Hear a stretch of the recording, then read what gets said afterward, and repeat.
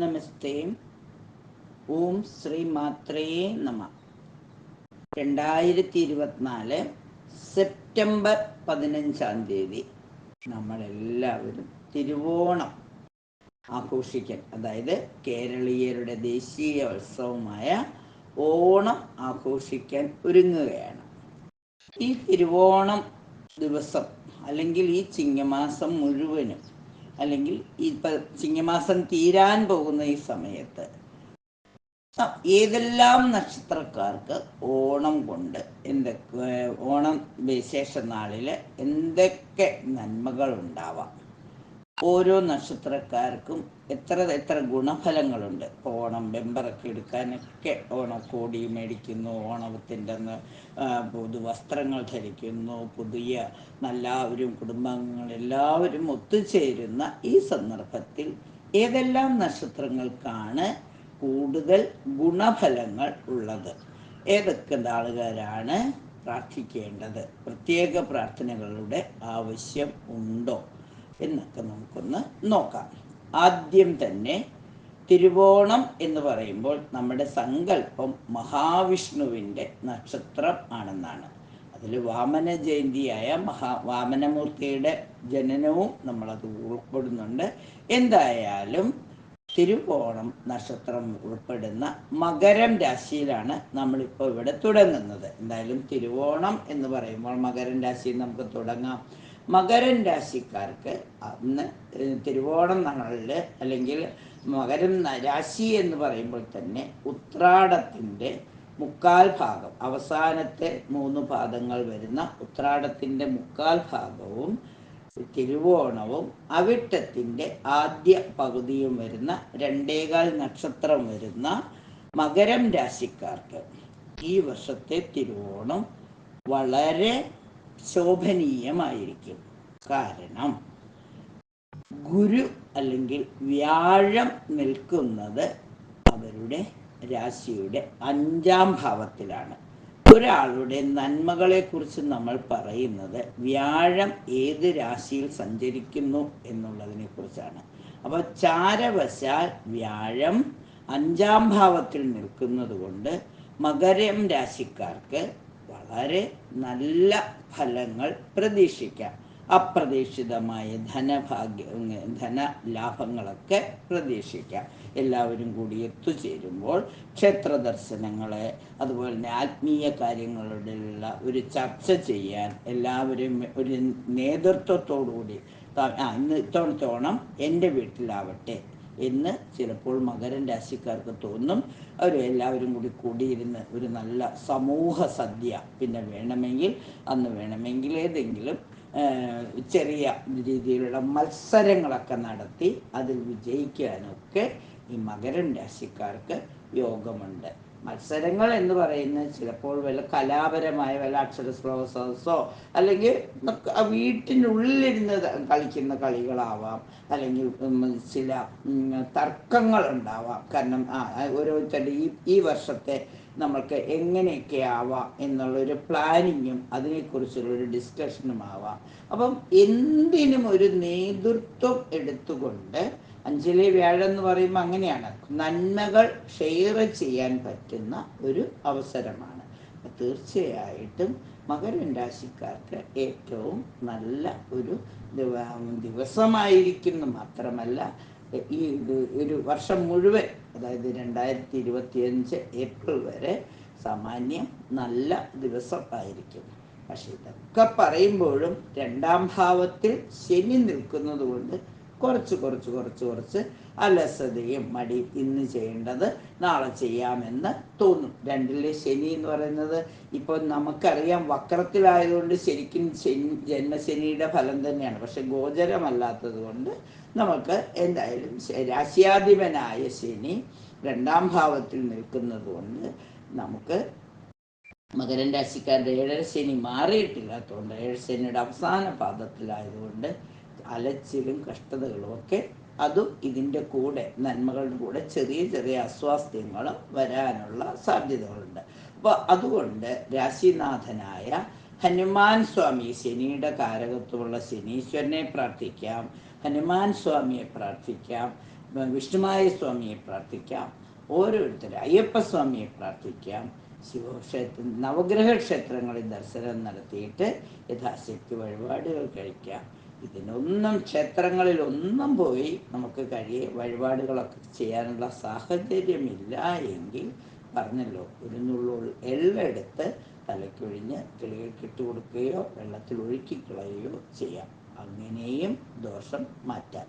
നെയ്ദീപം ദിവസവും വീട്ടിലൊരു ചെരാതിൽ അല്പം നെയ്യൊഴിച്ച് ഒരു 2 സെക്കൻഡ് ആണെങ്കിലും ഒരു ശനീശ്വരനെ പ്രാർത്ഥിച്ചുകൊണ്ട് നെയ്വിളക്ക് കത്തിച്ചാലും, അയ്യപ്പസ്വാമി ആയിക്കോട്ടെ ഹനുമാൻ സ്വാമി ആയിക്കോട്ടെ, അവനവൻ്റെ ഇഷ്ടത്തിനനുസരിച്ചിട്ട് ശനി ഭഗവാനുമായി ബന്ധപ്പെട്ട പ്രാർത്ഥന നടത്തി തീർച്ചയായിട്ടും ശനിദോഷം മാറ്റാം.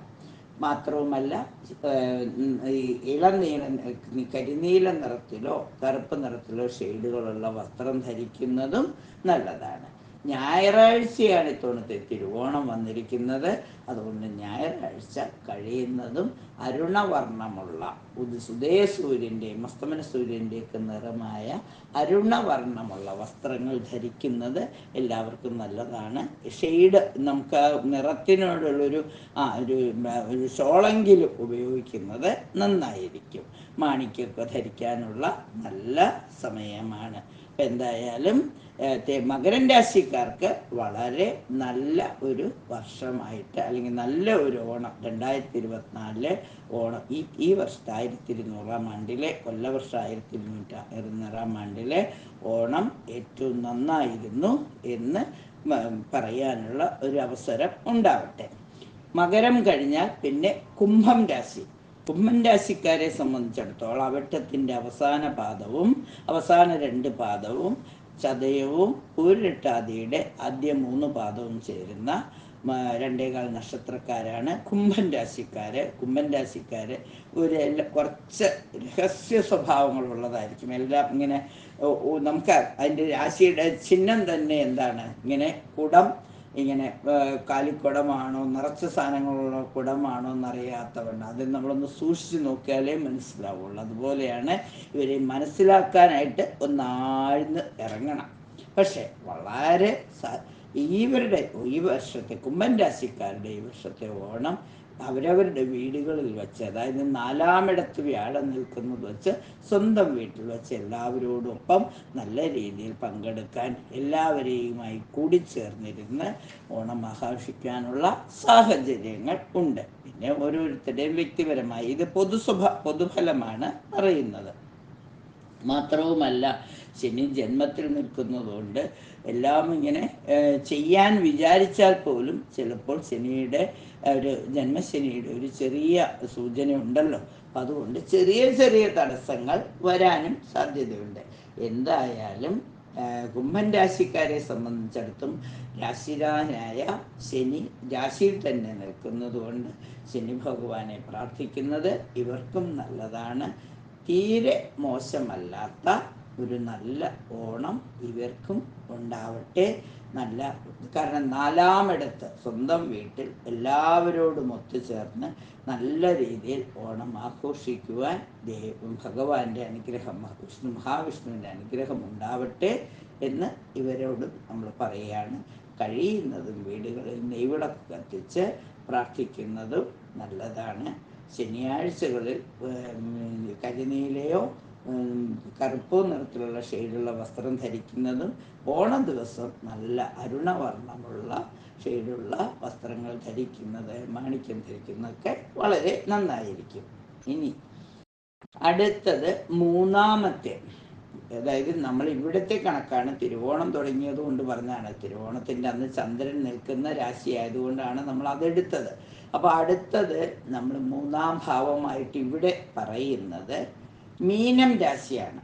മീനം രാശിക്കാർക്ക് അത്ര അങ്ങോട്ട് ഒരു ഗുണഫലം വരാനുള്ള സാധ്യതകൾ കുറവാണ്. കാരണം അവരുടെ രാശിനാഥനായ വ്യാഴം 3-ാം ഭാവത്തിൽ നിൽക്കുന്നത് കൊണ്ട് സാമ്പത്തികപരമായി അത്ര നന്നായിരിക്കില്ല. 3, 6 ഭാവങ്ങളിലൊക്കെ 3, 6, 8, 12 വ്യാഴം നിന്നാൽ അത്ര നല്ല ഫലങ്ങൾ നമ്മൾ പറയാറില്ല.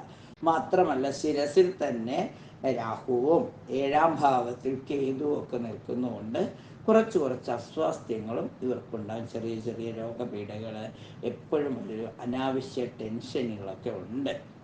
എല്ലാ ടെൻഷനുകളും മാറ്റിവെച്ചുകൊണ്ട് രാശിനാഥനായ മഹാവിഷ്ണുവിനെ മനസ്സിൽ ധ്യാനിച്ച് ഈ വർഷം വളരെ സന്തോഷത്തോടുകൂടി ഞങ്ങൾ ഓണം ആഘോഷിക്കും. ഏതെങ്കിലും ക്ഷേത്രങ്ങളിലൊക്കെ ദർശനം നടത്താം, അല്ലെങ്കിൽ സുഹൃത്തുക്കളുമൊക്കെ ആയിട്ടൊരു എല്ലാവരും കൂടെ കൂടി ചെന്നുകൊണ്ട് മനസ്സിന് ഉല്ലാസം നൽകുന്ന പ്രവർത്തനങ്ങളിൽ ഏർപ്പെടുകയൊക്കെ ചെയ്യുമ്പോൾ വലിയ സന്തോഷം ലഭിക്കും. തീർച്ചയായിട്ടും മീനൻ രാശിക്കാരും അവരുടെ രാശിനാഥനായ ഗുരുവിനെ പ്രാർത്ഥിക്കുക. ഗുരുക്കന്മാരുടെ ഉപദേശം തേടുന്നത് നല്ലതാണ്. ഗുരുക്കന്മാരുടെ അനുഗ്രഹം വാങ്ങുന്നതും നല്ലതാണ്.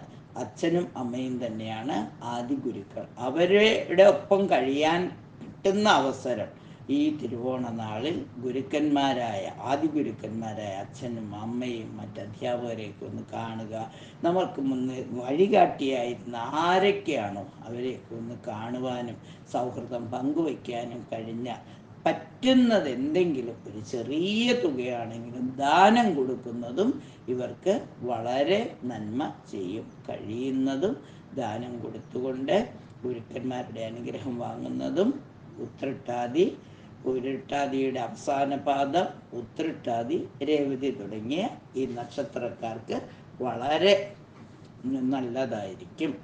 അവരുടെയും ഈ വർഷത്തെ 2024 ഓണം ഏറ്റവും സമ്പന്നമായി തീരട്ടെ എന്ന് ആശംസിക്കുന്നു.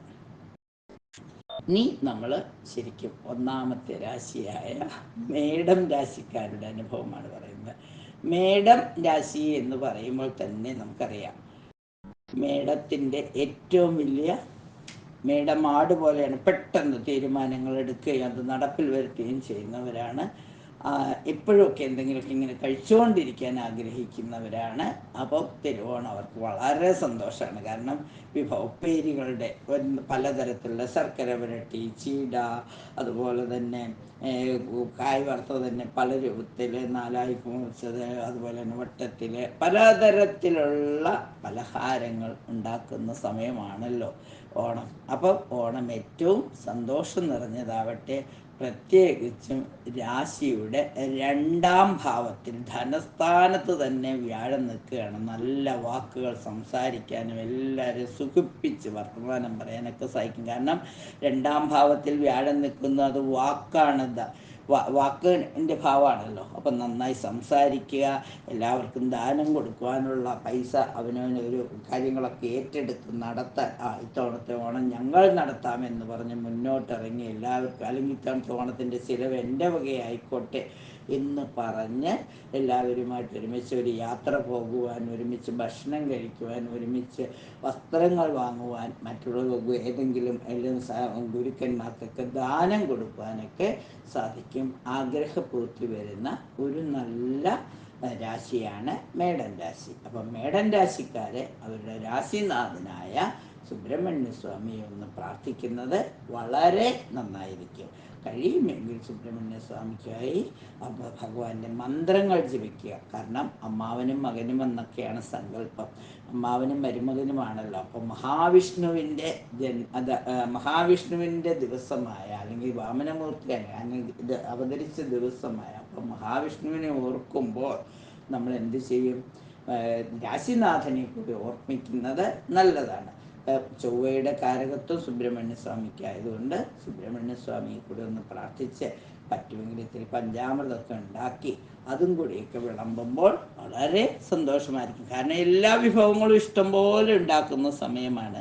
അപ്പോൾ സുബ്രഹ്മണ്യ സ്വാമിയെ മനസ്സിൽ ധ്യാനിച്ചുകൊണ്ട് ഒരു നെയ്വിളക്കൊക്കെ കത്തിച്ച് ഇത്തിരി പഞ്ചാമൃതവും കൂടെയൊക്കെ ഉണ്ടാക്കി, കാരണം പഴങ്ങളൊക്കെ വാങ്ങും. അപ്പം അതുകൊണ്ട് ശർക്കരയും എല്ലാം ഇഷ്ടംപോലെ ഉള്ള സമയമാണ് ഓണക്കാലത്ത്. അപ്പോൾ പറ്റുമെങ്കിൽ ഇത്തിരി പഞ്ചാമൃത നിവേദ്യം കൂടെയൊക്കെ ചെയ്യുന്നത് നല്ലതാണ്. ഞായറാഴ്ചയുമാണല്ലോ. അപ്പോൾ എല്ലാവർക്കും സന്തോഷപൂർവ്വം ഓണം ആഘോഷിക്കാൻ സാധിക്കട്ടെ. ഇനി നമ്മൾ ഇടവൻ രാശിക്കാരെ കുറിച്ചാണ് പറയുന്നത്. ഇടവൻ രാശി എന്ന് പറയുമ്പോൾ രാശിയിൽ തന്നെയാണ് ഗുരു നിൽക്കുന്നത്. അപ്പോൾ രാശിയിൽ ഗുരു വന്ന ലക്ഷം ഗുണമെന്നാണ് പറയുന്നത്. അപ്പോൾ ഒരുപാട് ഗുണങ്ങൾ അനുഭവിക്കുന്നവർക്ക് എല്ലാ നേതൃത്വത്തോടുകൂടി ഞാനാണ് ഇന്നത്തോളത്തെ സ്പോൺസർ എന്ന് പറഞ്ഞുകൊണ്ട് ഒരു ടൂറൊക്കെ പ്ലാൻ ചെയ്യാം, ഓണസദ്യ പ്ലാൻ ചെയ്യാം, വസ്ത്രം വാങ്ങൽ, എല്ലാത്തിനും നേതൃത്വം കൊടുക്കാൻ സാധിക്കും. കാരണം ശിരസിൽ ഗുരു നിൽക്കുകയല്ലേ, അപ്പോൾ ഒരു ഗുരുസ്ഥാനീയത്ത് നിന്നുകൊണ്ട് തന്നെ എല്ലാം ചെയ്യാം. പക്ഷേ ഇതിൻ്റെ ഇടയിൽ ഒരു ചെറിയൊരു പ്രശ്നമുണ്ട്. രാശിനാഥനായ ശുക്രൻ നീചത്തിൽ നിൽക്കുകയാണ്. പക്ഷേ ഇവിടെ നീചം ഭംഗം ചെയ്യുന്നുണ്ട് ദൃഷ്ടിയുള്ളത് കൊണ്ട്. എന്നിരുന്നാൽ പോലും നമ്മൾ അമ്മയെ മറക്കാൻ പാടില്ല. മഹാലക്ഷ്മിയെ നന്നായി പ്രാർത്ഥിച്ചുകൊണ്ട് എന്ത് ഓണത്തിൻ്റെ എന്തെല്ലാം ആഘോഷങ്ങൾ ചെയ്യുമ്പോഴും ആർപ്പും വിളിയും ഘോഷങ്ങളും ഒക്കെ നടത്തുമ്പോഴും ഒരു നെയ്വിളക്ക് കത്തിച്ച് വെച്ച് രാശിനാഥയായ മഹാലക്ഷ്മിയെ പ്രാർത്ഥിക്കുന്നത്, ശുക്രനെ പ്രാർത്ഥിക്കുന്നത് വളരെ നന്നായിരിക്കും. എല്ലാവർക്കും ആ ശുക്രൻ്റെ മഹാലക്ഷ്മിയുടെ അനുഗ്രഹം ഉണ്ടാവണം. അപ്പോൾ കഴിയുന്നതും പുഷ്പങ്ങൾ ധാരാളമുണ്ടല്ലോ, 108 പുഷ്പങ്ങൾ കൊണ്ട് ഭഗവതിക്ക് ഒരു അർച്ചന നടത്താം. ഒരു ലളിതാ സഹസ്രനാമ അർച്ചന ചെല്ലാം, ലളിതാ അഷ്ടോത്തരം എല്ലാവരും കൂടെ കൂടി ചേർന്നിരുന്നു കൊണ്ട് ലളിതാ അഷ്ടോത്തരം ചെല്ലാം. കാരണം ശുക്രൻ്റെ നീചത്വം എല്ലാ രാശിക്കാരെയും ബാധിക്കുന്നതാണ്. അപ്പോൾ എല്ലാവരും കൂടെ ചെന്നുകൊണ്ട് ലളിതാ സഹസ്രനാമം മൊത്തം ചൊല്ലി അർച്ചന ചെയ്യാൻ പറ്റില്ല എങ്കിൽ ലളിതാ അഷ്ടോത്തരം ചൊല്ലാം, അല്ലെങ്കിൽ കനകധാര ജപിച്ചുകൊണ്ട് നമുക്കൊരു അർച്ചന ചെയ്യാം. എല്ലാവരും ഊണിന് മുമ്പ് ഇത്തിരി നേരം നമുക്കൊന്ന് എല്ലാവരും കൂടെ കൂടി ചേരുന്ന അവസരമാണ്. എല്ലാവരും കൂടി ചേർന്നുകൊണ്ട് ഒരു മഹാലക്ഷ്മി അഷ്ടകം ഒന്ന് ചൊല്ലി ഒരു പ്രാർത്ഥന ചെയ്യാം. കുറച്ച് ഉണക്കലരി മതി. പൂക്കളം ഇട്ട് തീർന്നുവെങ്കിൽ ഇത്തിരി ഉണക്കലരി കൊണ്ട് അമ്മയ്ക്ക് അർച്ചന ചെയ്യാം, കുറച്ച് ഏലയ്ക്ക കൊണ്ട് അർച്ചന ചെയ്യാം. ഇതൊക്കെ അവനവൻ എല്ലാവരും കൂടിയിരുന്നുകൊണ്ട് വീട്ടിൽ ഇരുന്ന് ഒരു നെയ്വിളക്ക് കത്തിച്ചിട്ട് ആ വിളക്കിനെ സങ്കല്പിച്ച് അർച്ചന ചെയ്താൽ മതി. തീർച്ചയായിട്ടും ആ അരി നമുക്ക് വീണ്ടും ഉപയോഗിക്കുകയും ചെയ്യാം. കാരണം നമ്മൾ അർച്ചന ചെയ്യുന്നുള്ളൂ, തലയ്ക്കൊഴിഞ്ഞൊന്നും ചെയ്യുന്നില്ല. നമ്മൾ ദൈവത്തിൻ്റെ പേര് പറഞ്ഞ് അർച്ചന ചെയ്യുന്ന സാധനങ്ങളൊക്കെ നമ്മൾക്ക് ഉപയോഗിക്കാവുന്നതാണ്. ഇപ്പം ചെറുപയർ കൊണ്ട് അർച്ചന ചെയ്താൽ ആ ചെറുപയർ ഉപയോഗിക്കാം, പരിപ്പ് കൊണ്ട് അർച്ചന ചെയ്താൽ ഉപയോഗിക്കാം. തലയ്ക്കൊഴിഞ്ഞ് ഇടുവാണെങ്കിൽ മാത്രമാണ് നമ്മൾ അതിൻ്റെ ആവശ്യമില്ല. അർച്ചന എന്ന് പറഞ്ഞ് ഭഗവതിയുടെ പേര് പറഞ്ഞെങ്കിൽ ആരുടെയോ പേര് പറഞ്ഞ് അവരെ ഓർത്തുകൊണ്ട് അവർക്കായി സമർപ്പിക്കലാണ്. അപ്പം തീർച്ചയായും അതിൽ അവരുടെ ആ നാമത്തിൻ്റെ ഒരു ഐശ്വര്യം കൂടി ഉണ്ടാവും. അപ്പോൾ അങ്ങനെ ചെയ്യുന്നത് വളരെ നന്നായിരിക്കും. ഇടവൻ രാശിക്കാരെന്ന് പറയുമ്പോൾ കാർത്തികയുടെ മേടൻ രാശിക്കാരുടെ പേര് ഒന്നും പറഞ്ഞില്ല. അശ്വതി നക്ഷത്രം ഞാനൊന്നും പറഞ്ഞില്ല, ഒന്ന് ഓർമ്മിപ്പിച്ചേക്കാം. അശ്വതി, ഭരണി, കാർത്തികയുടെ ആദ്യ പാദമാണ് മേടൻ രാശി. എല്ലായ്പ്പോഴും മേടത്തിൽ തുടങ്ങുന്നതുകൊണ്ട് എല്ലാവർക്കും അറിയാം. എന്നിരുന്നാലും ഞാനത് ഓർമ്മിപ്പിക്കേണ്ടതായിരുന്നു. അപ്പോൾ മേടൻ രാശി എന്ന് പറയുന്ന അശ്വതി, ഭരണി, കാർത്തികയാണ്. അവരുടെ 2ാം ഭാവത്തിൽ ഗുരു നിൽക്കുന്നതുകൊണ്ട് എല്ലാ നന്മകളും ഉണ്ടാവും.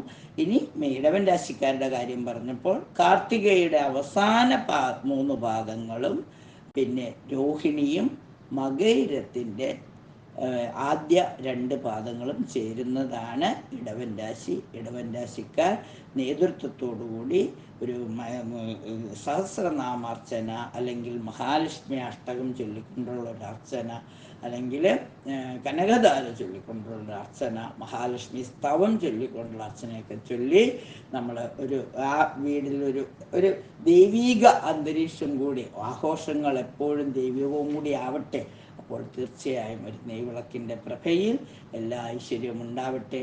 നെയ്യ് ഉരുകി ആ ദീപം തെളിഞ്ഞ് വരുന്നത് പോലെ നമ്മുടെ എല്ലാ കഷ്ടതകളും ഉരുകി ഒലിച്ചൊലിച്ച് പോവട്ടെ. എല്ലാം ഒരു നല്ല ഓണം ഉണ്ടാവട്ടെ. ഒരു നല്ല ഓണമായി തീരാൻ ആശംസിക്കുന്നു. മിഥുനം രാശി എന്ന് പറയുമ്പോൾ മകയിരത്തിൻ്റെ അവസാന 2 പാദവും തിരുവാതിരയും പുണർദത്തിൻ്റെ ആദ്യ 3 പാദവും. ഇവരെ സംബന്ധിച്ചിടത്തോളം കുറച്ച് വിഷമങ്ങളൊക്കെ ഇപ്പം അനുഭവിച്ചുകൊണ്ടിരിക്കുകയാണ്. കാരണം വ്യാഴം 12-ൽ വന്നാൽ ഗുരുത്വം ഇത്തിരി കുറയും. കാരണം വരവിനേക്കാൾ ചിലവ് കൂടുതലാവും. അപ്പം അതിൻ്റെ കുറച്ച് കഷ്ടതകളൊക്കെ അനുഭവിക്കുന്നുണ്ട്. എന്നിരുന്നാൽ പോലും അവരുടെ രാശിനാഥനായ ബുധനാണെങ്കിൽ ഇപ്പോൾ 3ാം ഭാവത്തിലാണ് നിൽക്കുന്നത്. രാശിയിൽ തന്നെ, മിഥുനൻ രാശിയിൽ തന്നെ ഇപ്പോൾ ചൊവ്വ നിൽക്കുന്നുണ്ട്. അപ്പം ആ ചൊവ്വയുടെ ഗുണവും, ചൊവ്വ രാശിനാഥനല്ലേ, അപ്പം എപ്പോഴും രാശിനാഥൻ ബുധനാണ്. ചൊവ്വ രാശിയിൽ തന്നെ നിൽക്കുമ്പോൾ മിഥുനൻ രാശിയിൽ ചൊവ്വ അത്ര ഉത്തമമല്ല, ശത്രു സ്ഥാനമാണ്. അതുകൊണ്ട് തന്നെ സുബ്രഹ്മണ്യ സ്വാമിയെ അന്ന് പ്രാർത്ഥിക്കാൻ വിട്ടുപോകരുത്. ഓജരാശിയിൽ മുരുകൻ്റെ സാന്നിധ്യമാണ് ചൊവ്വയെ കൊണ്ട് ഉദ്ദേശിച്ചത് വരുന്നത്. ശ്രീകൃഷ്ണ ഭഗവാനെ പ്രാർത്ഥിക്കുന്നതോടൊപ്പം രാശിനാഥനായ ശ്രീകൃഷ്ണ ഭഗവാനെ ശ്രീരാമസ്വാമിയൊക്കെ പ്രാർത്ഥിക്കുന്നതോടൊപ്പം ഹനുമാൻ സ്വാമിയെ കൂടെ പ്രാർത്ഥിക്കാം. നരസിംഹസ്വാമിയെ കൂടി പ്രാർത്ഥിക്കുന്നത് വളരെ നന്നായിരിക്കും വ്യാഴം മറഞ്ഞു നിൽക്കുന്ന അവസരത്തിൽ. അപ്പോൾ നരസിംഹസ്വാമിയെ പ്രാർത്ഥിക്കുമ്പോൾ എന്താ വെച്ച് കഴിഞ്ഞാൽ സാമ്പത്തികത്തിൻ്റെ വരവിനേക്കാൾ ചിലവ് കൂടുതലാണ്. അപ്പോൾ കൂടുതൽ വരവുണ്ടാവാൻ വേണ്ടിയിട്ട് ലക്ഷ്മ്യാലിംഗിത വാമാങ്കമായിട്ടുള്ള നരസിംഹസ്വാമിയെ പ്രാർത്ഥിക്കുക, വാമനമൂർത്തിയെ പ്രാർത്ഥിക്കുക. അപ്പോൾ എല്ലാ നന്മകളും മിഥുനൻ രാശിക്കാർക്കും വന്നു ചേരട്ടെ. പിന്നീടുള്ളത് കർക്കിടകം രാശിയാണ്. കർക്കിടകം രാശിയുടെ ഏറ്റവും പ്രാധാന്യം എന്ന് പറഞ്ഞു കഴിഞ്ഞാൽ കർക്കിടകൻ രാശിയുടെ രാശിനാഥൻ നമ്മളുടെ 6ാം മകരൻ രാശിയിൽ നിൽക്കുകയാണ്. അപ്പോൾ അഷ്ടമഭാവത്തിലാണ് ചന്ദ്രൻ നിൽക്കുന്നത്. ചന്ദ്രാഷ്ടമം ആണ്. കാരണം ആ സമയത്ത് മകരൻ രാശിക്ക് അന്ന് 7ാം ഭാവത്തിലാണ്. അതുകൊണ്ട് വളരെ നല്ലതാണ്. മകരൻ രാശി കർക്കിടകൻ രാശിയുടെ 7ാം ഭാവത്തിലാണ്. അമ്മയുടെ പൂർണ്ണ അനുഗ്രഹം എന്തായാലും ഉണ്ട്. രാശിനാഥനായ ചന്ദ്രൻ 7ാം ഭാവത്തിൽ നിൽക്കുന്നത് കൊണ്ട് അമ്മയുടെ പൂർണ്ണ അനുഗ്രഹമുണ്ട്. മഹാവിഷ്ണുവിൻ്റെ അനുഗ്രഹവുമുണ്ട്. കാരണം 11 ഗുരു 11ാം ഭാവത്തിൽ നിൽക്കുമ്പോൾ സർവ്വ അഭീഷ്ടങ്ങളും സാധിച്ചു കിട്ടുമെന്നാണ് വിശ്വാസം. അപ്പോൾ ഈ വർഷത്തെ ഓണം ഏറ്റവും സമ്പന്നമാണ്. അപ്പോൾ അമ്മയുടെയും വിഷ്ണുവിൻ്റെയും ഒക്കെ അനുഗ്രഹമുണ്ട്. എന്നിരുന്നാൽ പോലും അഷ്ടമശനി 8ാം ഭാവത്തിൽ നിൽക്കുന്ന ശനിയുടെ കുറച്ച് കഷ്ടതകൾ അനുഭവിക്കും. അപ്പോൾ ശനീശ്വരനെ കൂടെ ഒന്ന് പ്രാർത്ഥിക്കുന്നത് നന്നായിരിക്കും. ദുർഗാദേവിക്ക് നെയ്വിളക്ക് തെളിച്ച് പ്രാർത്ഥിക്കുന്നത് വളരെ നല്ലതാണ്. അമ്മയെക്കുറിച്ച് ദുർഗാ സപ്തശതിയൊക്കെ ജപിക്കുന്നത് വളരെ നല്ലതായിരിക്കും. ഗുരുവിൻ്റെ അനുഗ്രഹം കിട്ടുന്നതോടൊപ്പം തന്നെ നാരായണീ സ്തുതി ദേവ്യാഹതേ തത്ര മഹാസുരേന്ദ്രേ എന്നുള്ള ദേവീ മഹാത്മ്യത്തിലെ 11ാം അധ്യായം ഒന്ന് ചൊല്ലുന്നത് നല്ലതാണ്. സർവമംഗളമാംഗല്യേ ശിവേ സർവാർത്ഥസാധികേ ശരണ്യേ ത്രയംബകേ ഗൗരി നാരായണീ നമസ്തുതേ എന്നൊക്കെ ചൊല്ലി അർച്ചന നടത്തുന്നതൊക്കെ നന്നായിരിക്കും. നെയ്ദീപം തെളിച്ച് അമ്മയെ പ്രാർത്ഥിക്കുന്നത് ഇവർക്ക് ഓണം കൂടുതൽ നന്മകൾ നൽകുന്നതിന് സഹായകമാകും. അടുത്തത് നമ്മളിപ്പോൾ കർക്കിടകം രാശിയുടെ പറഞ്ഞു. രാശിനാഥനായ ചന്ദ്രനെ പ്രാർത്ഥിക്കുന്ന യാദേവി സർവ്വദേവി ഭൂദേശവും മാതൃരൂപേണ സംസ്ഥിത എന്നുള്ള ആ 5ാം ദേവി മഹാത്മ്യത്തിലെ 5ാം ചൊല്ലി അർച്ചന ചെയ്യാം. അല്ലെങ്കിൽ ഏകാദശോധ്യായം നാരായണീ സ്തുതി ചൊല്ലി അർച്ചന ചെയ്യാം. എല്ലാവരും ഒത്തുചേർന്നിരുന്നുകൊണ്ട് മത്സരങ്ങളൊക്കെ നടത്തി വിജയിക്കുവാനൊക്കെയുള്ള ഏറ്റവും നല്ല സമയമാണിത്. കുട്ടികളും ഒക്കെ എല്ലാവരോടും ചേർന്നിരുന്നുകൊണ്ട് ഓരോ ഗ്രൂപ്പായി ഇരുന്നുകൊണ്ട് വലിയവരുടെ ഒരു അക്ഷര സദസ്സാണെങ്കിൽ മറ്റ് സിനിമാ പാട്ടുകളുടേതൊക്കെ ആണെങ്കിൽ പോലും മത്സരങ്ങളൊക്കെ നടത്തി ഓണം ഏറ്റവും സമ്പൂർണ്ണമാക്കി തീർക്കുക. ഇതിനിടയിൽ അല്പം ദാനമൊക്കെ ചെയ്യുമ്പോൾ നമ്മൾക്ക് കൂടുതൽ സമ്പത്ത് വന്നു ചേരും. നമ്മൾ ഇതൊക്കെ ആഘോഷിക്കുമ്പോൾ ഇതൊന്നും ആഘോഷിക്കാൻ പറ്റാതെ വിഷമിക്കുന്ന ഒരുപാട് പേരുണ്ട്. ശക്തിക്കൊത്തത് ദാനം ചെയ്യുന്നതും നന്നായിരിക്കും. തീർച്ചയായിട്ടും അതിനും സാധിക്കട്ടെ. കർക്കിടകൻ രാശി എന്ന് പറയുമ്പോൾ പുണർദത്തിൻ്റെ അവസാന പാദവും പൂയവും ആയില്യവും വരുന്നു. ഇനി നമ്മൾ ചിങ്ങം രാശിയിലേക്കാണ് പോകുന്നത്. ചിങ്ങം രാശിയിൽ തന്നെ രാശിനാഥനായ സൂര്യൻ നിൽക്കുന്നുണ്ട്. പിന്നീട് സൂര്യഭഗവാന്റെ എല്ലാ അനുഗ്രഹങ്ങളുമുണ്ട്. ഞായറാഴ്ചയായതുകൊണ്ട് ഭഗവാന്റെ പൂർണ്ണാനുഗ്രഹമുണ്ട്. മാത്രവുമല്ല രാശിയുടെ 10ാം ഭാവത്തിലാണ് ഗുരു നിൽക്കുന്നത്. 10ലെ വ്യാഴം കുറച്ച് അലച്ചിലൊക്കെ വരുത്തുമെങ്കിലും കാര്യങ്ങൾക്കൊക്കെ ഒരു തീരുമാനം ഉണ്ടാവും. അതുകൊണ്ട് എന്തായാലും തീരുമാനങ്ങളൊക്കെ ഉണ്ടായി നല്ല ഒരു ഓണം ആഘോഷിക്കാൻ എല്ലാവർക്കും സാധിക്കട്ടെ. ഈ ചിങ്ങ നക്ഷത്രത്തിലെ ചിങ്ങക്കൂറുകാർക്ക് അവരുടെ രാശിനാഥൻ രാശിയിൽ തള്ളി നിൽക്കുന്നതുകൊണ്ട് എല്ലാ കാര്യങ്ങളും ഒരു നേതൃത്വ പാഠവും തന്നെ ഇവർക്കുണ്ടാവും. അപ്പോൾ ആ നേതൃത്വ പാഠവത്തോടു കൂടി തന്നെ ചിങ്ങൻ രാശിക്കാരായ മകം, പൂരം, ഉത്രത്തിൻ്റെ ആദ്യപാദക്കാർ എല്ലാം ഈ വർഷത്തെ ഓണത്തിൻ്റെ മുഴുവൻ ഉത്തരവാദിത്വം ഏറ്റെടുത്ത് നല്ല രീതിയിൽ കുടുംബാംഗങ്ങളും സുഹൃത്തുക്കളും ഒക്കെയായി നല്ല രീതിയിൽ ഓണം ആഘോഷിക്കുവാൻ ഭഗവാന്റെ അനുഗ്രഹം ഉണ്ടാവട്ടെ. എല്ലാ നന്മകളും വന്നു ചേരട്ടെ. അടുത്തത് കന്നിക്കൂറുകാരാണ്. കന്നിക്കൂറുകാർ എന്ന് പറയുമ്പോൾ കന്നിക്കൂറുകാരന് രാശിയിൽ തന്നെ അമ്മ നിൽക്കുകയാണ്. ഈ ചിങ്ങക്കൂറുകാരുടെ രാശിയിൽ ബുധൻ നിൽപ്പുണ്ട്. അപ്പോൾ ബുധൻ്റെ ഒരു അനുഗ്രഹം അവർക്കുണ്ട്. പിന്നെ രാശിനാഥനായ സൂര്യനോടൊപ്പം നിൽക്കുന്നുണ്ട്. സ്വല്പം മൗഢ്യമുണ്ടെന്നേ ഉള്ളൂ. എന്തായാലും ബുധൻ്റെ അനുഗ്രഹം ചിങ്ങൻ രാശിക്കാർക്കുണ്ട്. ഇവിടെ രാശിക്കാരെ കുറിച്ച് പറയുമ്പോൾ, കന്നിരാശി എന്ന് പറയുമ്പോൾ ഉത്രത്തിൻ്റെ അവസാന 3 പാദവും അത്തവും ചിത്തിരയുടെ ആദ്യ പാതിയും വരുന്ന ഇവരുടെ ഒരു പ്രത്യേകത എന്താണെന്ന് വെച്ചാൽ ശിരസിൽ തന്നെ കേതു നിൽക്കുകയാണ്. ശിരസിൽ കേതു നിൽക്കുന്നു, 7-ൽ രാഹു നിൽക്കുന്നു. ഈ ശിരസിൽ കേതു നിൽക്കുമ്പോൾ, അത് 1.5 വർഷമാണ് ഇപ്പോൾ തുടങ്ങിയിട്ട്, അധികം ആയിട്ടില്ല. ശിരസിൽ കേതു നിൽക്കുമ്പോൾ കേതുവിനൊരു പ്രത്യേകതയുണ്ട്. ഹേതുവില്ലാതെ, ഒരു കാരണമില്ലെങ്കിലും ചെറിയ ചെറിയ പ്രശ്നങ്ങൾ, ഇങ്ങനെ വണ്ടി ഒന്ന് തട്ടും, കയ്യിൽ നിന്ന് ഒരു ഗ്ലാസ് വീണൊന്നുടയും, കണ്ണടയുടെ ചില്ലൊന്ന് പോകും, അങ്ങനെ കാരണങ്ങൾ പ്രത്യേകിച്ച് ഒന്നുമില്ല. ചെറിയ ചെറിയ വീഴ്ചകൾ, ക്ഷതങ്ങൾ, ഒടിവുകൾ, ചതവുകൾ, അതുപോലെ അഗ്നിബാധ, ചെറിയ എണ്ണയൊന്നൊരു ശകലം പപ്പടമൊക്കെ കാച്ചിപ്പോൾ അറിയാതെ ഒരു തുള്ളി എണ്ണ വീഴുക, അല്ലെങ്കിൽ വിളക്ക് കത്തിക്കുമ്പോൾ ആ തിരി ഒന്ന് നേരെയാക്കാൻ പോയതൊന്ന് കൈ ഒന്ന് പൊള്ളുക, അങ്ങനെ ഈ ചെറിയ ചെറിയ ഹേതുവില്ലാതെ ചില പ്രശ്നങ്ങൾ വരുന്ന സമയമാണ് ഈ രാശിക്കാര്. അപ്പോൾ ഇവർ പ്രത്യേകിച്ചും ഗണപതി ഭഗവാനെ പ്രാർത്ഥിക്കും, വാരാഹി ദേവിയെ പ്രാർത്ഥിക്കും. കാരണം ഇവരുടെ രാശി ക്ഷതം സംഭവിച്ചിരിക്കുന്ന രാശിയാണല്ലോ. അതായത് രാശിനാഥനാണെങ്കിൽ 12-ൽ നിൽക്കുന്നു, ശുക്രനാണെങ്കിൽ അവിടെ ഉണ്ട്, പക്ഷെ അത് നീചരാശിയിലുമാണ്. അപ്പം തീർച്ചയായിട്ടും നന്മകൾ, രാശി തന്നെ കേതു ഉള്ളത് കൊണ്ട് നന്മകൾ വരുന്നതിന് വേണ്ടി കഴിയുമെങ്കിൽ ഊണൊക്കെ കഴിഞ്ഞ് എല്ലാവരും രാത്രിയിൽ ഒന്നിച്ചിരുന്നു കൊണ്ട് അങ്ങോട്ട് വാരാഹി ദേവി അങ്ങോട്ട് പ്രാർത്ഥിക്കുക. വാത്താളി എന്നോ വജ്രഘോഷം എന്നൊക്കെ പറഞ്ഞ് എല്ലാവരും കൂടെ ചേർന്നിരുന്ന് ഒരു ചെറിയ പൂജയൊക്കെ നടത്തുന്നത് നന്നായിരിക്കും. കാരണം ക്ഷതം സംഭവിച്ചിരിക്കുന്നതാണ്. 12 വ്യാഴം 9-ലുണ്ട്. അതൊരു വലിയ കാര്യം തന്നെയാണ്. 9-ലെ വ്യാഴം ദൈവാധീനമാണ്. ദൈവം നമുക്ക് അധീനമാകുമ്പോൾ പോലും രാശിനാഥൻ 12-ൽ സൂര്യനോടൊപ്പം നിൽക്കുന്നു. പിന്നെ അത്ര നീചരാശിയിലാണ്. നീചരാശിയായ തന്നെ ശുക്രൻ നിൽക്കുമ്പോൾ സാമ്പത്തികത്തിൻ്റെ ചെറിയ തടസ്സങ്ങൾ വരാം. കിട്ടുമെന്ന് വിചാരിച്ചതൊക്കെ സമയത്ത് കിട്ടാതെ കുറച്ച് ബുദ്ധിമുട്ടുകളൊക്കെ അനുഭവിക്കേണ്ടി വരാം.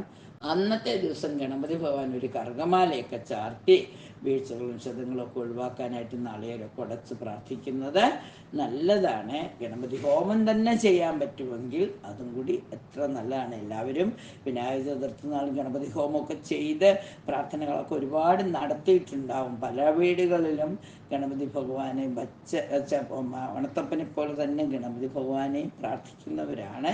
അപ്പോൾ തീർച്ചയായും ഈ കന്നിക്കൂറുകാർക്ക് എല്ലാ സൗഭാഗ്യങ്ങളും വന്നു ചേരാൻ നാഗദേവതകൾക്ക് വഴിപാട് കഴിക്കുന്നതും കൂടി നല്ലതാണ്. അപ്പോൾ വീട്ടിൽ കുടുംബ പരദേവതയെ സങ്കല്പിച്ചും കൂടി നെയ്വിളക്ക് തെളിച്ചുകൊണ്ട് നാഗദേവതകളുടെയും അനുഗ്രഹം ഉണ്ടാവട്ടെ എന്ന് പ്രാർത്ഥിക്കുന്നത് വളരെ നല്ലതാണ്.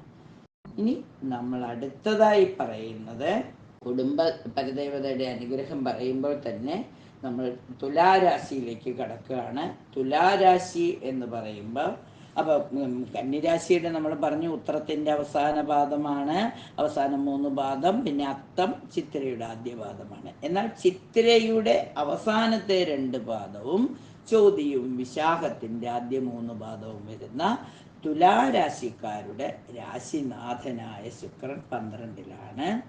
അതുകൊണ്ട് തന്നെ മഹാലക്ഷ്മിയുടെ പ്രാർത്ഥനകൾ ചെയ്യേണ്ടത് വളരെ അത്യാവശ്യമാണ്. വ്യാഴം 8-ാം ഭാവത്തിലുണ്ട് എന്നുള്ളതൊരു അനുഗ്രഹമാണെങ്കിൽ പോലും രാശിനാഥൻ 12 നിൽക്കുന്നതുകൊണ്ട് തീർച്ചയായിട്ടും കഴിയുന്നതും മഹാലക്ഷ്മി അഷ്ടകം, മഹാലക്ഷ്മി സ്തവം, മഹാലക്ഷ്മി ലളിതാ സഹസ്രനാമമൊക്കെ ചൊല്ലുന്നതും പ്രാർത്ഥിക്കുന്നതും വളരെ നന്നായിരിക്കും. കാര്യങ്ങളെല്ലാം നല്ല രീതിയിൽ നടന്നു കിട്ടുന്നതിന് വേണ്ടിയിട്ട് എന്തായാലും എല്ലാവരോടും ഒപ്പം ഓണം ആഘോഷിക്കുവാൻ ഈ രാശിക്കാർക്കും കഴിയട്ടെ. ഓണം വളരെ സമ്പന്നമായി തീരട്ടെ എന്ന് ആശംസിക്കുകയാണ്. തീർച്ചയായിട്ടും നന്മകൾ വന്നു ചേരട്ടെ. അടുത്തതായിട്ട് നമ്മൾ വൃശ്ചിക രാശി. വൃശ്ചിക രാശി എന്ന് പറയുമ്പോൾ, വൃശ്ചിക രാശി എന്ന് പറയുന്നത് വിശാഖത്തിൻ്റെ അവസാന പാദവും നിഴവും തൃക്കേട്ടയും വരുന്ന രണ്ടേകാൽ നക്ഷത്രം. വൃശ്ചിക രാശിയുടെ രാശിനാഥൻ അഷ്ടമഭാവത്തിലുണ്ട്. സുബ്രദേവി അമ്മയെ പ്രാർത്ഥിക്കുക. എല്ലാവരും കുടുംബപരദേവതയ്ക്ക് നെയ്വിളക്ക് കത്തിച്ച് പ്രാർത്ഥിക്കുന്നത് നല്ലതാണ്. വ്യാഴം 7ാം ഭാവത്തിൽ നിൽക്കുന്നത് കൊണ്ട് അവർക്കും ഒരു ഗുരുസ്ഥാനീയതയൊക്കെ ഉണ്ട്.